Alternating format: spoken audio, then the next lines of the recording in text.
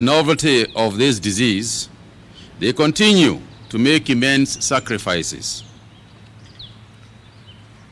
We are committed to protecting them and to ensure that they are accorded the necessary support in executing their responsibilities and duties. Let us all spare a thought for those heroes and even say a prayer for them. Yesterday, we put counties on notice that the virus is fast slithering to their territories. Early today, I dispatched a high-level team from the Ministry of Health to Siaya County on an urgent mission. The team, which is led by Acting Director General of Health, Dr. Patrick Amoth, is currently examining the status of the quarantine and isolation facilities in Siaya County. They are also engaging with the county leadership and local residents to ensure that we are moving in one accord against this virus. In addition, the team is also delivering supplies for personal protection for the medical staff and healthcare workers in the region. As I have repeatedly said, this battle will be won not by the government, by Kenyans working together. This is not a government task. This is a community. It's a community of Kenya task. And this is what is happening in Siaya today. We are aware that the game changer in all this will be mass testing, isolating, and treating. This is because we will be able to isolate cases, including asymptomatic ones, in good time before they are spread. Using the risk profile approach announced yesterday, we are working around the clock to double our sample collection and testing capacity.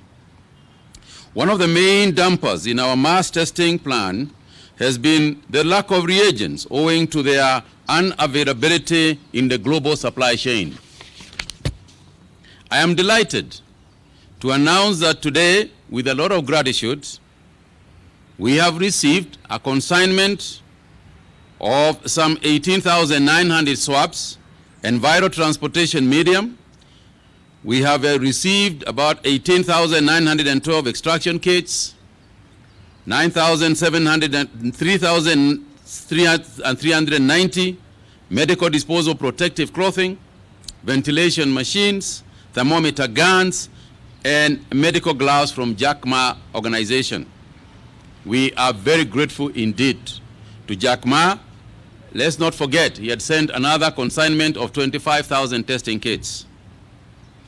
This afternoon, we have also received another consignment of surgical masks, gloves, face shields, gowns from China, Germany, and France through the World Health Organization. A lot more PPEs will be available and distributed before the end of this week. One of the things we are trying to do is to optimize the capacity of the kits available. We have therefore been working flat out to enhance the capacity through training of manpower to undertake these tests. Let us not forget that we cannot test samples that we have not received. And therefore, what we are enhancing is our sample acquisition capacity. And that's what we are working on this week.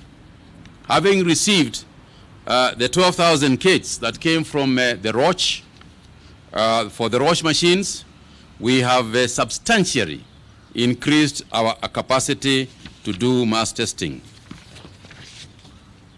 Fellow Kenyans, we are aware that there are those looking at our figures and celebrating a bit too early. Let me send out a word of caution. We are not out of danger. A comparative review of the countries now being overrun by the virus shows that they were reporting similar figures as we are now You will note that our 4.6% death rate is within the global range of 6.3%. Our figures should therefore not delude or deceive any of us into dropping the ball. Let us stick to our plan and uphold it.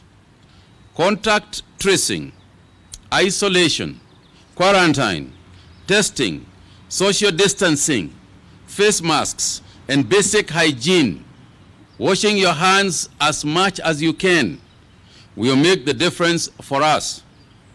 Let us enforce these measures with a religious zeal. Do not wait for us to come to you. Instead, let's run ahead. In this regard, we are deeply perturbed to see a section of Kenyans who are not cooperating with the police. This is akin to inviting anarchy when you see people taking a stone and throwing to a policeman. That is akin to inviting anarchy. When the rule of law is broken to that extent, then you know that you are inviting a bad situation.